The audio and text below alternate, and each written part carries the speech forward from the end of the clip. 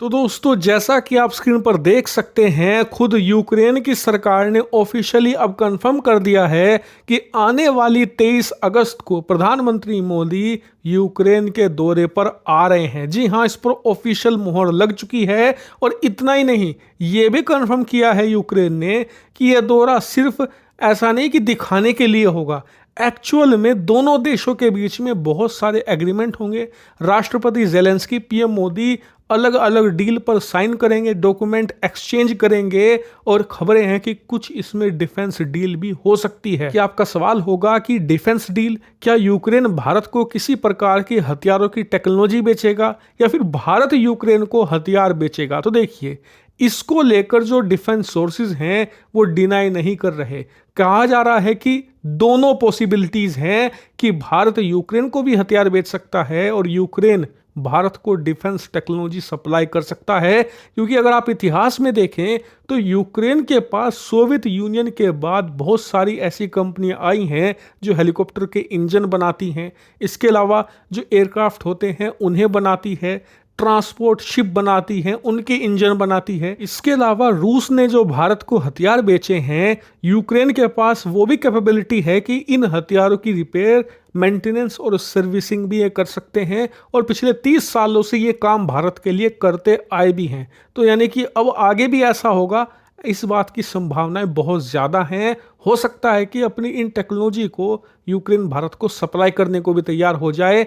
इसके अलावा क्या यूक्रेन को भारत हथियार बेच सकता है? तो देखिए, कहा यह जा रहा है कि डायरेक्टली चाहे ऐसा ना हो, लेकिन इनडायरेक्टली यानी कि किसी दूसरे या तीसरे देश को बिचौलिया बनाकर यूक्रेन को हथियार सप्लाई किए जा सकते हैं। और आपको बता दूं, आश्चर्यचकित मत होइए, पिछले 1.5 साल से लगातार यूक्रेन की सेना भारतीय हथियारों का इस्तेमाल कर रही है रूस के खिलाफ। और इन हथियारों की खूब फुटेज, वीडियो निकलकर सामने भी आई हैं, यानी कि पुख्ता सबूत हैं। और आगे भी ये जारी रह सकता है। लेकिन आप में से कुछ लोग कहेंगे कि यार, रूस हमारा पक्का दोस्त है, ये तो उसके साथ विश्वासघात होगा, इससे वो नाराज भी हो सकता है। तो देखिए, नाराज होने वाली बात कोई नहीं है, क्योंकि यही पक्का दोस्त भारत का रूस पिछले कुछ दिनों से पाकिस्तान के साथ ड्रोन डील कर चुका है, जिसमें ये ऐसे सर्विलांस ड्रोन पाकिस्तान को देंगे जिससे कि भारतीय सेना की जासूसी पीओके और खास करके कश्मीर के इलाकों में कर सके। तो जब ये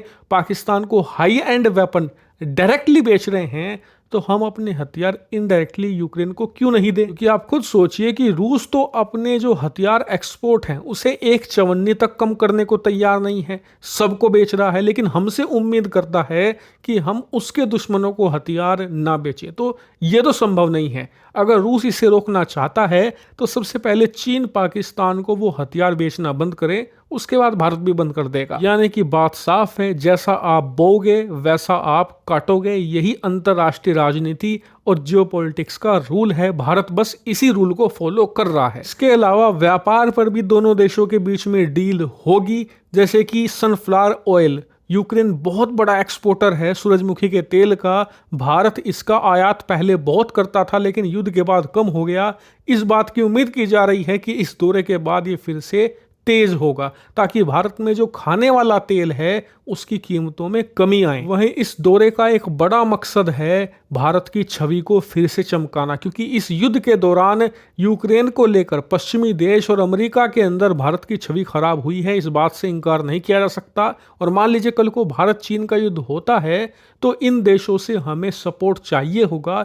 बात सिर्फ सेना के सपोर्ट की नहीं है, चाहे वो ये ना भी दे तब भी हम काम चला लेंगे।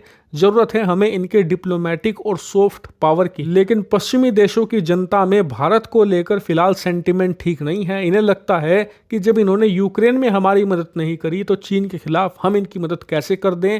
ऐसे में भारत के लिए जरूरी है पश्चिमी देशों की जनता में, सरकारों में नहीं, जनता में जो एंटी इंडिया सेंटीमेंट डेवलप हो रहा है उसे जड़ से खत्म किया जाए, भारत की छवि को फिर से चमकाया जाए। यही कारण है कि पीएम मोदी का यूक्रेन दौरा ऐतिहासिक होने वाला है। पूरी दुनिया की नजर इस पर है और मैं आपको इसकी एक एक छोटी से छोटी जानकारी दूंगा, इसलिए आप चैनल को सब्सक्राइब कर लेना।